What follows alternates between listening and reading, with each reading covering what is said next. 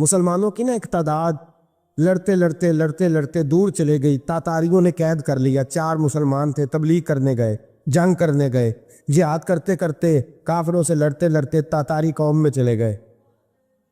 وہ قید کر لیے گئے تو سزائے موت کا حکم ہوا. 4 بزرگ تھے, سزائے موت کا حکم ہوا. تو تاتاری بادشاہ جو تھا وہ بڑا خلاف تھا, بڑا سخت مخالف تھا مسلمانوں کے. اس نے کہا کہ ان کو جب پھانسی دینا نا مسلمانوں کو تو میرے سامنے دینا. اب 4 عالم ہے, 4 صوفی ہے, سفید داڑیاں, سر پہ امامے. پھانسی کا وقت آیا تو جو پھانسی گھاٹ ہے وہ ایک ہے, چاروں کو کٹھے پھانسی نہیں ہو سکتی. ایک کو کہا کہ ایک ایک کر کے ان کو پھانسی دو. جب پھانسی کا وقت آیا نا تو جو سب سے پیچھے صوفی تھے وہ دوڑ کے آگے آئے, کہنے لگے بادشاہ پہلی باری میری لگا. پہلی. اب بادشاہ نے کہا ٹھیک ہے اسے لٹکا دو. وہ قریب آئے تو دوسرے دوڑ آئے, کہنے لگے نہیں نہیں پہلی باری میں نے زیادہ کافر قتل کیے, میرا بڑا جرم ہے, مجھے پہلے سزا دو. ان کو پھانسی دینے لگے تو تیسرے آ گئے, کہنے لگے نہیں یہ تو میرا قتل کرتا تھا, رستے میں بتایا کرتا, ڈھونڈ کے میں بتلاتا تھا کہ یہاں زیادہ تعداد ہے, مجھے پہلے پھانسی دو.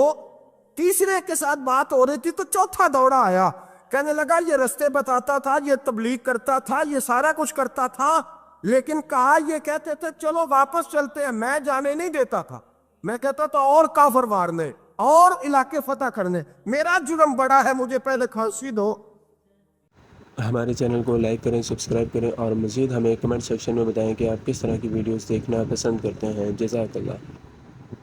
بادشاہ کہنے لگا مجھے 35 سال ہو گئے حکومت کرتے, بڑی دنیا کو پھانسی دی ہے, لوگ تو ایک دوسرے کو دھکے لیتے ہیں کہ پہلے تو جا پہلے تو جا, اور تم کیسی قوم ہو کہ ایک دوسرے پہ قربان ہو رہے ہو. کہنے لگا تم ایک باپ کی اولاد ہو, جاگ رہے ہیں آپ لوگ. تاتاری بادشاہ, کافر بادشاہ, اسلام کی مخالفت کرنے میں, ایک باپ کی اولاد ہو کا نہیں, ایک قبیلے کے رہنے والے ہو کا نہیں, ایک ملک کے رہنے والے ہو نہیں. اس نے کہا رشتہ کیا ہے, تمہارا رشتہ کیا ہے؟ تو بول کے کہنے لگے خدا ایک ہے, نبی ایک ہے. خدا ایک ہے اور نبی منفعت ایک ہے, اس قوم کی نقصان بھی ایک ہی, سب کا نبی اللہ بھی, قرآن بھی ایک. کیا ہی اچھا تھا ہوتے اگر مسلمان بھی ایک, یوں تو سید بھی ہو, مرزا بھی ہو, افغان بھی ہو, تم سبھی کچھ ہو بتاؤ کہ مسلمان بھی ہو. فرمایا ہمارا اللہ ایک ہے, نبی ایک ہے. تو کہا پھر ایک دوسرے پہ جان کیوں دیتے ہو؟ فرمایا ہمارے نبی نے ہمیں بھائی بھائی بنا دیا ہے, بھائی کا دل نہیں کرتا اس کی آنکھوں کے سامنے بھائی چلا جائے, ہمارا دل نہیں کرتا پہلے مجھے دے پہلے مجھے دے. بادشاہ کہنے لگا تمہارا جذبہ مجھے متاثر کر گیا, جاؤ میں تم چاروں کو آزاد کرتا ہوں, تمہیں آزاد کرتا ہوں. میرے دوستو یہ رنگ تھا, دیکھیں نا, یہ اس ترتیب نظام دیکھا نا, اس فلک نے پہلی بار دیکھا, اس زمین نے پہلی بار. اور میرے حضرت صاحب فرمایا کرتے تھے زمین تڑپ کے روئی, اس نے پہلی دفعہ دیکھا. حضرت ابو عبیدہ بن جراح نے میدان بدر کے اندر جب جنگ کا تبل بجا, حالات بگڑے, جناب ابو عبیدہ بن جراح کہتے ہیں تاریخ نے ایک عجیب موڑ پہ مجھے لا کے کھڑا کیا. آپ فرماتے ہیں میرے لیے اللہ نے جو آزمائش رکھی وہ سب سے بڑی رکھی. فرمانے لگے جب میں میدان میں نکلا تو کافروں نے میرے سامنے جس کو لا کے کھڑا کیا وہ میرا سگا باپ تھا.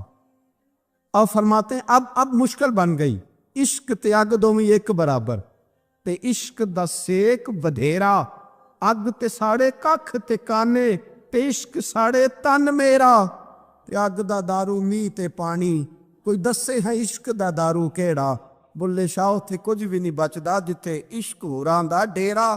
فرمانے لگے اب میرے لیے سامنے باپ, ادھر بیٹا. اب فرماتے ہیں 2 رستے تھے, باپ بچاؤں یا رسول اللہ کا دین بچاؤں. 1 منٹ تھا فیصلہ کرنے کے لیے کہ ابا بچے گا یا دین بچے گا, کفر بچے گا یا اسلام بچے گا. فرماتے ہیں میں نے منٹ پورا نہیں سوچا, میں نے تلوار اٹھائی, باپ کی گردن کاٹ کے گرائی اور رسول اللہ کا دین بچا لیا. باپ کی گردن کٹ کے گری اور نبی پاک کا دین بچ گیا, بچا لیا رسول اللہ کا دین.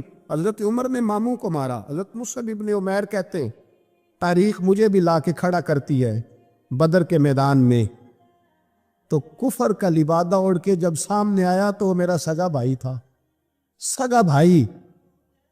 حضرت عمر ملک شام جاتے ہیں، جب فتح ہوتے ہیں حضرت سعد بن ابی وقاص بلاتے ہیں، شام جاتے ہیں تو حضرت عمر کہتے ہیں شام آئے یار، سب سے پہلا کام یہ کر بلال کا تو پتہ کر، یہاں سنا ہے بلال حبشی کا مکان بھی کہیں نیڑے نیڑے ہے، پتہ تو کر۔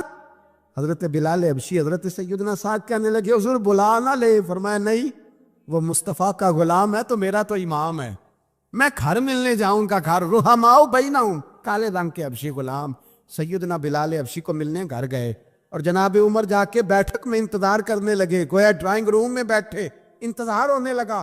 جناب سیدنا بلال آئے تو حضرت عمر اٹھ کے کھڑے ہوئے۔ ملک شام کے لوگوں نے یہ منظر عجیب دیکھا کہ جناب عمر فاروق ایک حبشی کے لیے کھڑے ہوئے، اور جب کھڑے ہوئے تو حضرت بلال کہنے لگے عمر بیٹھ جاؤ، یہ کیا کر رہے ہو؟ حضرت سیدنا عمر رو پڑے، کہنے لگے بلال تو حبشی پہلے تھا، جب سے رسول اللہ کا غلام بنا ہے ساری امت کا امام بن گیا، ساری امت کا تو امام بن گیا ہے جب سے تو نبی پاک صلی اللہ تعالی علیہ وسلم کا غلام بن۔ بھائی یاد رکھے، جب اشداء علی الکفار کی بات تھی تو اپنے سگے قتل ہو گئے، اور جب رحماء بینہم کی بات تھی تو پھر یہ نہیں دیکھا یہ حبشی ہے۔ توجہ ہے میری بات پر؟ جاگ رہے نا آپ لوگ؟ ادھر دیکھیں، پھر یہ نہیں دیکھا کہ یہ حبشی ہے، یہ رومی ہے، یہ کون ہے، پھر یہ دیکھا کہ یہ رسول اللہ کا غلام ہے صلی اللہ ہو۔ ہمارے ہاں تو نفرتیں پھیل گئی ہو، او بس کرو جی بنگالیوں سے جان چھڑاؤ، او بس کرو جی فلانے سے، او بس کر یار، رہن سہن اپنا اپنا ہوتا ہے، لیکن مسلمان جس طرح کا بھی ہو اس کے ساتھ نفرت کرنے کی اجازت نہیں ہے۔ پہلی بات اشداء علی الکفار، دوسری بات رحماء بین، اب تیسری بات ہے تراہم رکعا سجدا یبتغون فضلا من اللہ ورضوانا۔ میں نے جو شروع میں بات کی تھی نا کہ اگر خانہ کعبہ میں 40-50 لاکھ حاجی مل کے دعائی مانگ لیتا، دعائی مانگ لیتا مل کے تو کمال ہو جاتا۔ حضرت ابو بکر صدیق رضی اللہ تعالیٰ عنہ سے کسی نے پوچھا تھا بدر میں فتح کیسے ہوئی؟ اب بھی مسلمان کہتے ہیں نہیں جی کیسے لڑیں گے جی، ہمیں اپنا بڑا مسئلہ ہے۔ یہ کمزور لوگوں کی باتیں، کمزور جو خدا والے ہوتے ہیں ان کی یہ سوچ نہیں ہوتی، یہ آرزو کرم اور میں آپ سے کروں، یہ بھیک اس کو جی دیے جس کا خدا نہ ہو۔ یہ کمزور لوگ ہیں جو کہتے ہیں نہیں کیسے ہوگا، کس طرح ہوگا، جن کو پتا ہو کہ ہماری غیبی طاقت ہے، ہماری۔ حضرت ابو بکر صدیق رضی اللہ تعالیٰ پوچھا جناب بدر میں کیسے جیت گئے؟ تلواریں زیادہ تھی، نیزے زیادہ تھے، یا آپ کو جاسوسی زیادہ تھی، پتہ زیادہ تھا کہ یوں قابو آئیں گے کافر؟ تو ابو بکر صدیق فرمانے لگے نہ نیزوں سے جیتے نہ تلواروں سے جیتے، ہم جو بدر میں جیتے ہیں تو مصطفیٰ کی نمازوں سے جیتے، ہمیں جو بدر میں کامیابی ملی تو رسول اللہ کی دعاؤں کی برکت سے ملی۔ فرمانے لگے کافر ساری رات شرابیں پیتے رہے، ساری رات وہ ناچ گانے میں مصروف رہے، اور میں حضور کے خیمے میں موجود تھا، نبی پاک ساری رات نماز پڑھتے رہے، ساری رات حضور نماز پڑھتے رہے، ساری رات اللہ سے دعا کرتے رہے۔ فرمایا صبح جو کامیابی ملی تو یہ مصطفیٰ کی نمازوں کی برکت سے ملی۔ ایک بزرگ کی میں بات سن رہا تھا، وہ کہہ رہے تھے اب نمازیں عبادتیں ریاضتیں بعد میں کرنا، پہلے جہاد کرو۔ کہہ رہے تھے اب نکل کر خانقاہوں سے ادا کا رسم شبیری، عبادتیں ریاضتیں تلاوتیں درود بعد میں ہوگا، پہلے جہاد۔ تو میں نے کہا صاحب عبادتیں تلاوتیں درود ہو کہاں رہا ہے، پہلے وہ جگہ تو بتائیں۔ خانقاہوں پہ تو عرس ہو رہا ہے، سال کے بعد ڈھول لگ رہا ہے۔ وہ جو زمانہ تھا نا کہ خانقاہ شریف پہ شام تک قرآن مجید ختم ہوگا، فجر کے بعد 50,000 درود پڑھا جائے گا، وہاں لوگ آئے ہیں تو وہاں ذکر کرتے کرتے لوگ اس قدر مست ہوئے کہ انہیں ہوش ہی نہیں کہاں کہ کہاں گئے، وہ تو دور ختم ہو گیا۔ اب کہاں ہے خانقاہ میں؟ اب تو نظر نیاز رہ گئی، ختم شریف رہ گیا، عرس پاک رہ گیا، باقی تو معاملہ ختم ہے۔ وہ کہاں گیا معاملہ سارا؟ بھائی دعائیں التجائیں۔ شہاب الدین غوری سے پوچھا جناب فتح کیسے ہوئی؟ کہنے لگے خواجہ معین الدین اجمیری کی دعاؤں کی برکت سے۔ فرماتے ہیں بابا دعا مانگتا تھا، ہم جہاد کرتے تھے، اللہ کامیابی دے دیتا۔ بھائی وہ عبادت، وہ ریاضت، وہ مسلمان جو رات کو اپنے رب کو منا لیا کرتا تھا، وہ اپنی عبادت کے زور پر اللہ تبارک و تعالیٰ کی بارگاہ میں آہو زاری۔ حضور نے فرمایا الدعاء صلاح المومن، دعا مومن کا ہتھیار ہے۔ دعا مومن کا، بول کے بتانا ہے، دعا مومن کا فرمایا مومن یہ ہتھیار چلا سکتا ہے، یہ ہتھیار کافر کے پاس موجود ہے۔ حضرت زید بن حارثہ رضی اللہ تعالیٰ عنہ کو نہ پکڑ کے کچھ کافر ان کو پکڑ کے لے گئے تو ایک درخت کے ساتھ باندھ لیا، کہنے لگے تمہیں قتل کریں گے، حضور کے صحابی ہیں رضی اللہ تعالیٰ۔ جب کافر آپ کو قتل کرنے لگا نا تو انہوں نے درخت کے ساتھ اچھی طریقے سے ٹانگیں باندھ لی، ہاتھ باندھ لیے، گردن باندھ لی، کہنے لگا بلا اپنے رب کو۔ تو حضرت زید رضی اللہ تعالیٰ عنہ فرمانے لگے میں تو شہید ہونے کو تیار تھا، لیکن تو نے آزمانے کا پروگرام بنایا تو ٹھیک ہے، میں پھر بلانے لگا ہوں اپنے رب کی مدد کو، اے اللہ مدد فرما۔ اس نے اتنی دیر میں تلوار نیام سے نکال لی، اے اللہ مدد فرما۔ اس نے جب تک دونوں ہاتھوں میں تلوار سونت لی، اے اللہ مدد فرما۔ جب تیسری بار آپ نے یہ کہا تو اس نے تلوار اٹھائی، کہا اللہ مدد فرما۔ حضرت زید رضی اللہ تعالیٰ عنہ کہتے ہیں جب چوتھی بار میری زبان سے لفظ نکلے، کافر کے ہاتھ میں تلوار تھی پر گردن بھی اس کی کٹ کے نیچے گر گئی، کہ گردن کٹ کے اسی وقت نیچے گری۔ مجھے کسی نے کھولا، نہ مارنے والا نظر آیا، نہ گردن کاٹنے والا نظر آیا، نہ مجھے کھولنے والا۔ تو میں نے کہا آنے والے تو بتا تو سوئی تو کون ہے؟ تو کہنے لگے میں جبریل امین ہوں، میں جبریل امین ہوں، میں جبریل، مجھے دشمنوں نہ چھیڑو، میرا ہے کوئی جہاں میں، مجھے دشمنوں نہ چھیڑو، میرا ہے کوئی جہاں میں ابھی پکار لوں گا، نہیں دور ہے مدینہ۔ کہا جب تو نے، حضرت جبریل کہنے لگے جب تو نے پہلی دفعہ کہا نا اللہ مدد فرما تو میں سدرۃ المنتہا پہ تھا، مجھے حکم ہوا جبریل دیر نہ کرنا۔ فرماتے ہیں جب دوسری دفعہ تو نے کہا نا اللہ مدد فرما تو میں 7ویں آسمان پہ تھا، اور جب تیسری دفعہ کہا مدد فرما تو میں پہلے آسمان پہ تھا، اور فرمایا جب تو نے کہا چوتھی دفعہ اللہ مدد فرما تو میں تیرے سرانے کھڑا تھا، میں تیرے سرانے۔ تو بھائی اب تو اجتماعی دعا بھی نہیں رہی ہماری، اب تو یہ والا سوتا بھی، اکبر الآبادی نے کہا تھا مصیبت میں بھی اب یاد خدا ہم کو نہیں آتی، دعا منہ سے نہ نکلی جیبوں سے عرضیاں نکلی۔ اب بھی ہم کہتے ہیں کریں گے بات، سفیر کو بلائیں گے، ہم نے کہا ہے اس کو، تو مان جائے گا وہ آپ کی بات؟ وہ بچے کاٹ رہا ہے تو اس کو گھر بلا رہا ہے۔ ابھی تک ایک اتنا سا سٹینڈ کہ ان کا جو دفتر ہے سفارت خانہ وہ بند کر دیا جائے، اتنی بھی توفیق نہیں ہوئی۔ کہتے ہیں ٹھیک ہے شور شروع ہو رہا ہے بس چپ کر دیں گے سارے۔ خدا را خواب غفلت سے اٹھو، بیداری حاصل کرو، اور کچھ نہیں ہو سکتا تو کھل کے دعا تو مانگو، ان کے لیے دعا تو مانگو۔ اللہ بڑا کریم ہے، وہ جب مدد کرنے پہ آتا ہے تو پھر بڑے بڑے کافروں کے مقابلے میں اپنے بندوں کی مدد فرماتا ہے۔ اور میں یہ پیغام دینا چاہتا ہوں عالم کفر کو بھی، یاد رکھے رب کریم جب مدد کرنے پہ آئے تو اکیلے حضرت ابراہیم اور ایک طرف پوری ملت ہو تو اللہ اپنے خلیل کو بچا لیا کرتا ہے۔ رب کریم کی رحمت کاملہ جب فیصلہ کر لیتی ہے تو پھر نمرود جیسے سپر پاور طاقت کو رب کریم مچھر سے مروا دیا کرتا ہے۔ اللہ تبارک و تعالی، یہ تو مسلمان کا دعا والا سوتا ہے، وہ نکل کر خانقاہوں سے ادا کر رسم شبیری، یہ تو تب ہوگا جب خانقاہ کے اندر کوئی ذکر فکر عبادت ہو رہی ہو، اور جب وہاں حال ہی کوئی نہیں، وہاں تو رقص و سرور ہے، وہاں تو بس جھوٹی تعریفیں ہیں، ہر آدمی نے ایک بندہ ساتھ رکھا ہوا ہے تعریفیں کرنے کرانے والا، وہ تو معاملہ ہی اور ہو گیا ہے۔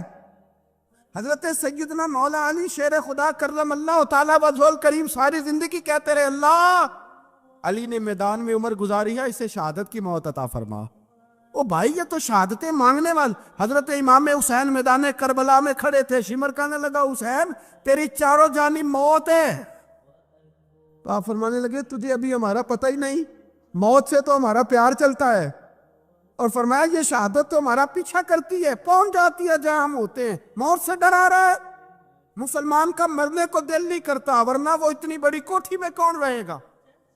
مرنے کو دل اس لیے نہیں کرتا کہ وہ جو 6 کروڑ 10 کروڑ ڈالر لوٹ کے رکھے ہیں، مر گئے تو کھائے گا کون؟ وہ فقیر فاقہ مست تھے، ان کا گھر ہی کوئی نہیں تھا، ان کے بینک بیلنس ہی کوئی نہیں تھے، وہ کہتے تھے گھر ہمارا ہے وہ جو ہمارے رب نے تیار کیا ہوا ہے، ہمارا بینک بیلنس ہے وہ جو ہمیں جنت میں جا کے ملے گا۔ ان کا تو یہ کھاتا ہی کوئی نہیں تھا، اس لیے وہ شہادت کی۔ حضرت عمر بن جموح رضی اللہ تعالیٰ عنہ میدان احد میں 4 بیٹے لے کے آئے۔ کتنے بیٹے؟ بول کے بتائے۔ 4 بیٹے لے کے عمر بن جموع آئے اور خود ایک ٹانگ سے لنگڑے سے آبی ہیں، ٹانگ چھوٹی ہے، حضور کے سامنے کھڑے ہوئے کہا محبوبہ میرے 4 ہی تھے، میں 4 لے آیا ہوں، قبول کر لے۔ تو حضور نے فرمایا تو کیوں تلوار اوڑے آیا ہے، یہ تو نے کیوں گلے میں اسلحہ ڈالا ہوا ہے؟ کہا یا رسول اللہ میں نے بھی تو جانا ہے نا۔ تو حضور نے فرمایا 4 بیٹے جو ہیں۔ تو حضرت عمر بن جموع نے بات کی، صحابہ کہتے ہیں لبوں سے مسکرا رہے تھے، آنکھوں سے رو رہے تھے، کیا عجیب انداز ہے۔ حضور نے فرمایا عمر 4 بیٹا جو آ گئے تو رہنے دے۔ تو حضرت عمر رو پڑے، کہنے لگے محبوبہ کیا لنگڑے جنت میں نہیں جائیں گے؟ کیا حضور میں لنگڑا ہوں تو میرے لیے جنت کوئی نہیں؟ میرے حبیب پاک سید عالم صلی اللہ علیہ وسلم نے فرمایا عمر تو ضرور جنت میں جائے گا۔ کہا محبوبہ پھر بچے بعد میں جائیں گے، میں پہلے میدان میں جاؤں گا۔ مسلمان کی سوچ کے خلاف ہے یہ بات، یہ قرآن کی فکر کے خلاف ہے کہ اپنی فکر کرو۔ برما کے لیے، کشمیر کے لیے، فلسطین کے لیے بات نہ کرو، اپنی فکر کرو۔ یہ قرآن کی سوچ کے خلاف ہے، یہ قرآن کے پیغام کے خلاف ہے۔ اس لیے کہ اگر صرف اپنی بات ہوتی تو آمنو اور عامل الصالحات پہ بات ختم ہو گئی ہوتی، پھر بات آگے نہ چلتی۔ جب کہا گیا وَتَوَاصَوْا بِالْحَقِّ، حق بات کی تلقین کرنی ہے۔ اگر بات صرف اپنی ذات کی ہوتی تو ٹھیک ہو گیا تھا، نماز پڑھی، روزہ رکھا، حج کیا، ختم ہو گئی۔ لیکن میرے نبی پاک صلی اللہ تعالی علیہ وسلم نے ارشاد فرمایا ایک بستی میں 2 3 4 نیک لوگ رہتے تھے۔ میرے پیارے کریم رسول فرماتے ہیں 3 4 بڑے پرہیزگار، متقی، صاف ستھرے صوفی صاحب، درویش صاحب، علامہ صاحب، بڑے جو کہتے تھے بالکل جی میں کوئی بات نہیں کرتا، کسی بادشاہ کو نہیں چھیڑتا، میں تو بس لوگوں کو اللہ اللہ بتاتا ہوں، میرا کوئی تعلق نہیں، کوئی مرے کوئی جیے، بڑے نیک صاف ستھرے پرہیزگار۔ باقی ساری بستی گناہ کرتی تھی۔ نبی پاک علیہ السلام فرماتے ہیں رب کریم نے کچھ عرصے تک مہلت دی، پھر مشیت خداوندی، اللہ کا قانون حرکت میں آیا تو کہا جبریل ساری بستی تباہ کر دو، تباہ کر دو۔ اللہ مہلت دیتا ہے، مہلت دیتا ہے۔ ہم لوگ سمجھتے ہیں نہیں نہیں ہماری سیاسی چالیں صحیح چل رہی ہیں، اللہ مہلت دیتا ہے۔ رب کریم نے فرمایا جبریل انہیں تباہ کر دو۔ تو حضرت جبریل امین علیہ السلام نے عرض کی مولا وہاں تو تیرے 3 4 بڑے نیک بندے بھی رہتے ہیں، بڑے پرہیزگار، سچ بولنے والے، دیانتداری والے، حاجی صاحب، نمازی صاحب، صوفی صاحب، پیر صاحب، بڑے خوبصورت، ان کا کیا کریں؟ تو میرے محبوب پاک علیہ السلام فرماتے ہیں رب کریم نے فرمایا سب سے پہلے انہیں تباہ کرنا، سب سے پہلے انہیں سب سے پہلے، اور الٹ دو بستی، پہلے ان کا نمبر لگاؤ۔ یا اللہ ان کی کیا غلطی ہے؟ تو غلطی سن لے، غلطی یہ ہے کہ انہوں نے 2 صفتیں پیدا کی ہیں، اگلی 2 پیدا کیوں نہیں کی؟ اِلَّا الَّذِينَ آمَنُوا وَعَمِلُوا الصَّالِحَاتِ پہ روک کیوں گئے، آگے کیوں نہیں بڑھے؟ اللہ کریم نے فرمایا جبریل دیکھو نا، میری نافرمانی ہوتی رہی اور ان کے چہرے پر کبھی شکن تک نہیں آیا، لوگ میرا قانون توڑتے رہے، انہیں کبھی برا ہی نہیں لگا، گناہ دیکھ کر کبھی خیال ہی نہیں آیا بدلنے کا۔ میرے بھائی امت مسلمہ اپنے لیے تو آئی نہیں دنیا میں، نبی پاک کی اس لیے تھوڑے آئے تھے کہ پیسے کمائیں، دنیا داری کریں، جھوٹ سچ ماریں اور رخصت ہو جائیں، بچے پیدا کریں۔ یہ کام تو ہندو سکھ بدھ مت سارے کر رہے ہیں، تو فقط اس کام کے لیے تھوڑی آیا ہے۔ کنتم خیر امت اخرجت للناس، اللہ فرماتے ہیں میرے محبوب کے غلاموں تم بہترین امت ہو، میں نے تمہیں امتوں کے بھلے کے لیے پیدا فرمایا ہے، تمہیں لوگوں کی امامت کے لیے دنیا میں بھیجا ہے۔ اے نوجوان مسلم کبھی یہ تدبر بھی کیا تو نے؟ وہ کون سا گردو ہے جس کا ہے تو ایک ٹوٹا ہوا تارا؟ تو نے کبھی سوچا ہے تو کیا ہے؟ پتہ ہے تجھے؟ روزی کماؤ، روٹی کماؤ، اور اب تو بہت سارے لوگ جھوٹ کی دنیا میں زندہ ہیں، جھوٹ بولتے ہیں اپنے آپ کے ساتھ بھی، دائیں بائیں فراڈ کر رہے ہیں اپنی ذات کے ساتھ، خول بنا لیا اس میں بند ہو گئے، باہر ہی نہیں نکلی۔ اپنے ملک کی سوچو، اپنی بات کرو۔ علامہ اقبال نے پتہ کیا کہا تھا؟ اقبال نے، یہ سنو جو لوگ کہتے ہیں پہلے پاکستان، برما کے مسلمان بعد میں کشمیر کے مسلمان، پہلے سنو اقبال کیا کہتے ہیں۔ اقبال کہنے لگے ان تازہ خداؤں میں بڑا سب سے وطن ہے، ان تازہ خداؤں میں بڑا کون؟ وطن کی محبت ایمان کا حصہ، اس میں شک نہیں، لیکن اگر اسلام سے پہلے وطن آ گیا تو اقبال کہتے ہیں ان تازہ خداؤں میں بڑا سب سے وطن ہے، اور جو پیرہن اس کا ہے وہ مذہب کا کفن ہے۔ فرماتے ہیں جو وطن اوڑھ لیتا ہے اس نے اپنے مذہب کو دفن کر دیا۔ سب سے پہلے پاکستان نہیں، سب سے پہلے رسول اللہ کا دین ہے، سب سے پہلے قرآن ہے، سب سے پہلے نبی پاک کا فرمان ہے، سب سے پہلے امت مسلمہ ہے۔ ان تازہ خداؤں میں بڑا سب سے وطن ہے، جو پیرہن اس کا ہے وہ مذہب کا کفن ہے۔ اور اقبال کہنے لگے قوم مذہب سے ہے، مذہب جو نہیں تم بھی نہیں۔ قوم مذہب سے ہے، مذہب جو نہیں، کوئی نہیں سمجھ آ رہی ہے آپ کو میری بات؟ قوم کس سے ہے؟ پاکستانی ہونے سے، پنجابی ہونے سے، سندھی بلوچی پٹھان ہونے سے؟ نہ، قوم مذہب سے ہے، اور مذہب جو نہیں تم بھی نہیں۔ یہ کیسے ہو سکتا ہے کہ مذہب نہ ہو اور بندہ زندہ رہے؟ یہ کیسے ہو سکتا ہے بھائی؟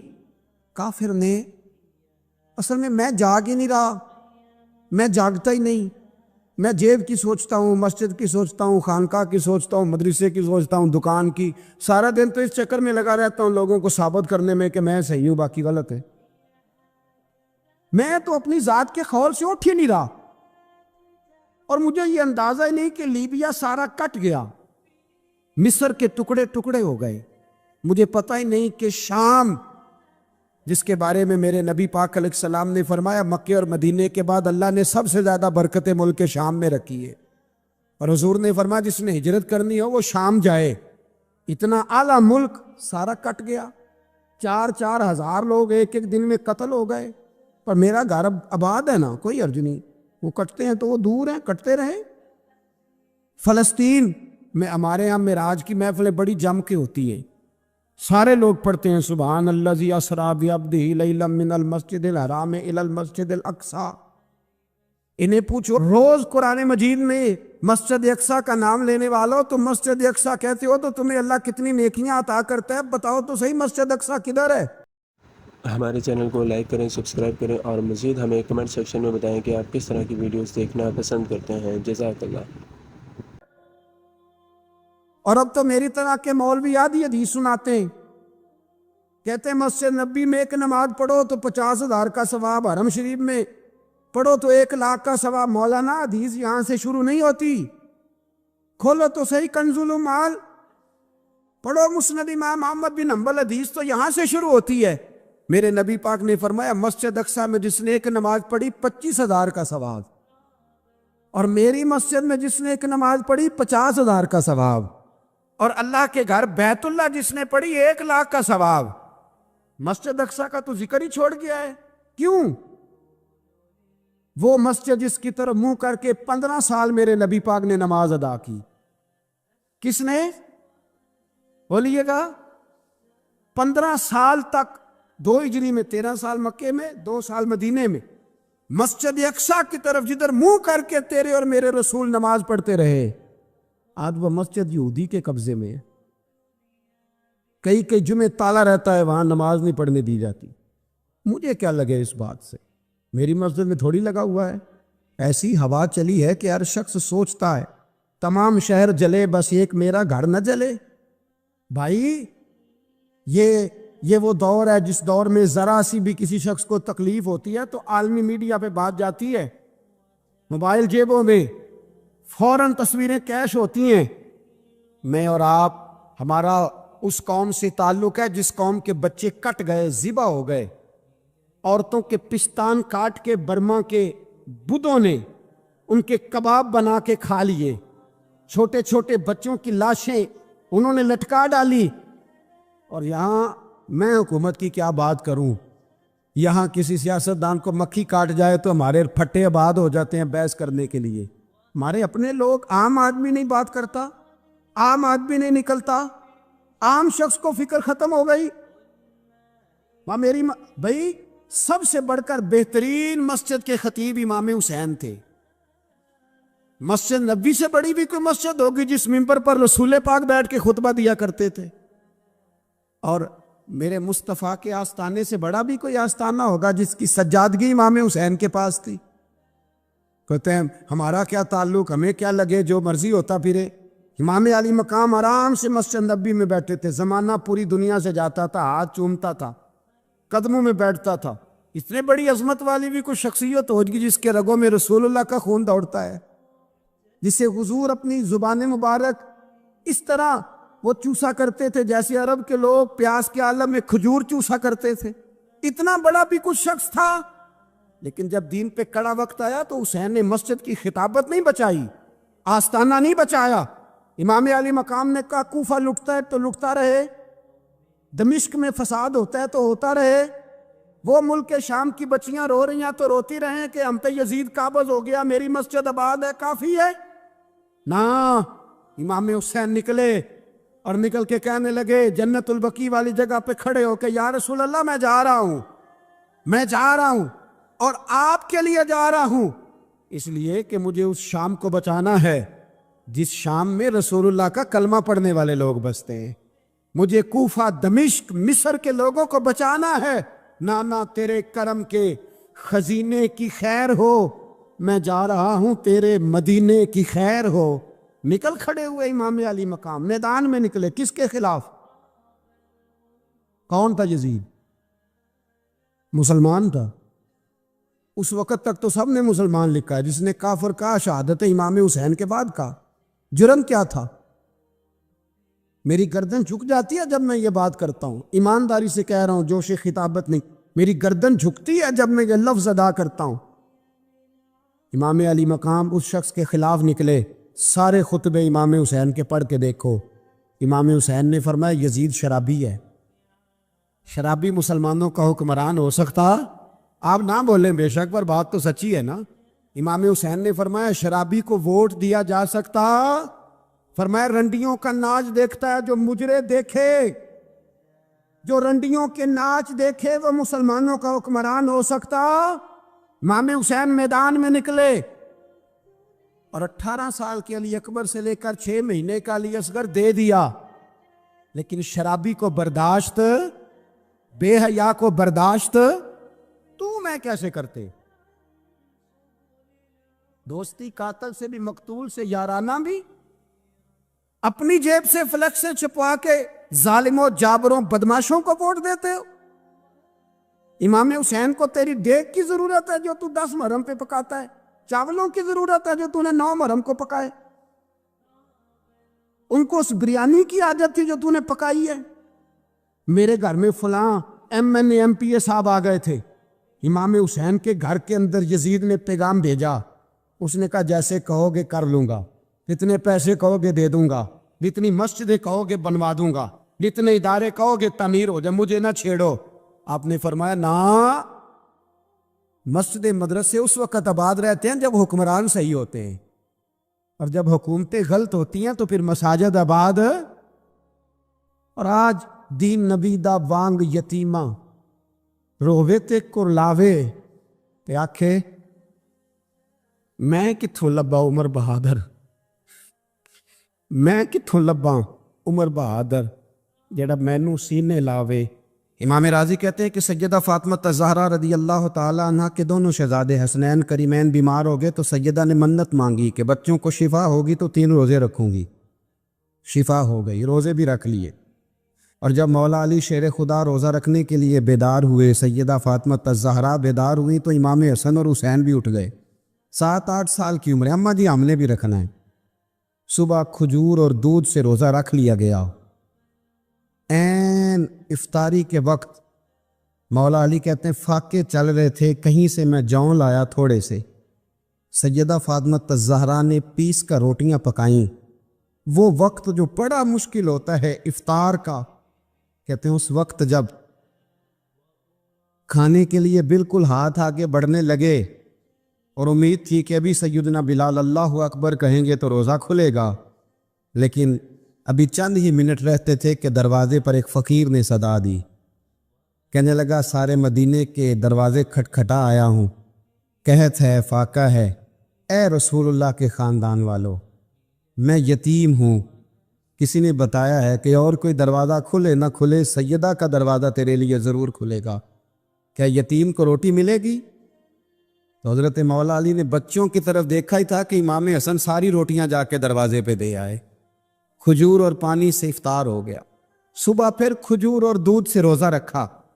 امام راضی کہتے ہیں این وہ وقت جب افطار کا ٹائم آیا تو پھر دروازے پہ کسی نے صدا دی، کہا اے رسول اللہ کے خاندان والوں میں مسکین ہوں، رات سے روٹی کھائی ہے، نہ صبح کھا سکا نہ دوپہر۔ کسی نے بتایا ہے کہ اس دروازے سے خالی کوئی نہیں جاتا۔ امام حسن نے پھر سارا لنگر اٹھایا اور پھر جا کے دے دیا۔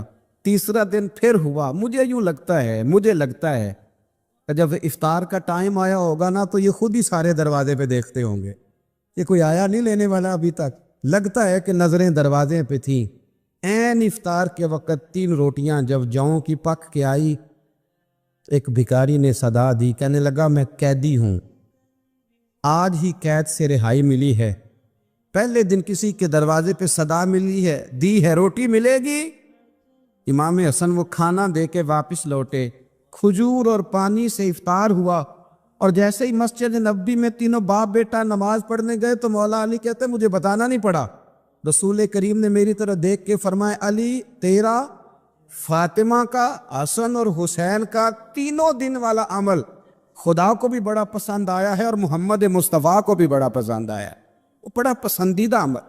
میں کہتا ہوں کہ حضرت فاطمہ نے نا ان کی تربیت پہلے ہی کر دی تھی، 3 دن بغیر افطار کے روزہ رکھنے، وہ ٹریننگ گھر سے ہو چکی تھی۔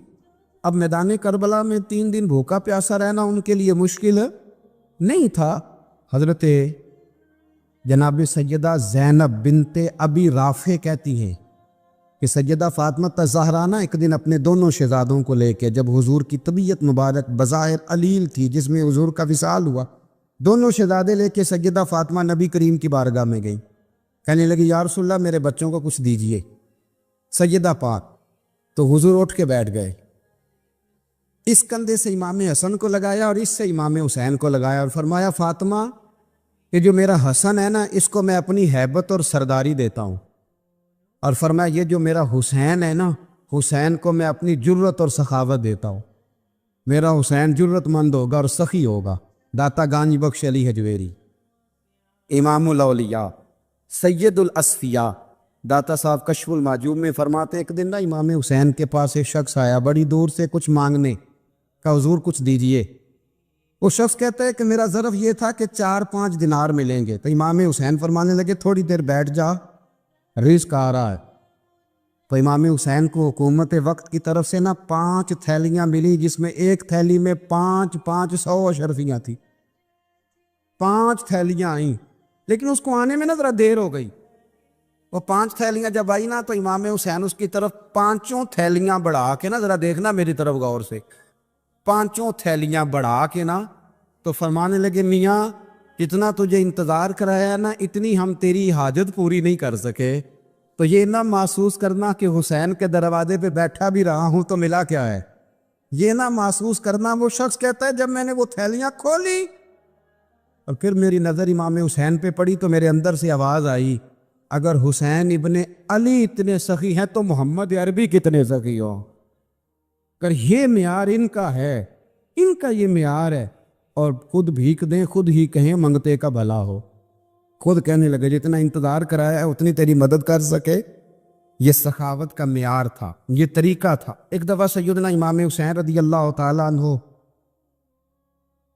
کے گھر کے اندر نا 5000 دینار آئے، مسجد میں تھے، آپ کو 5000 دینار ملے تو امام زین العابدین کہتے ہیں کہ مسجد سے لے کر گھر آنے تک امام حسین نے 5 کے 5000 اللہ کے رستے میں خیرات کر دی۔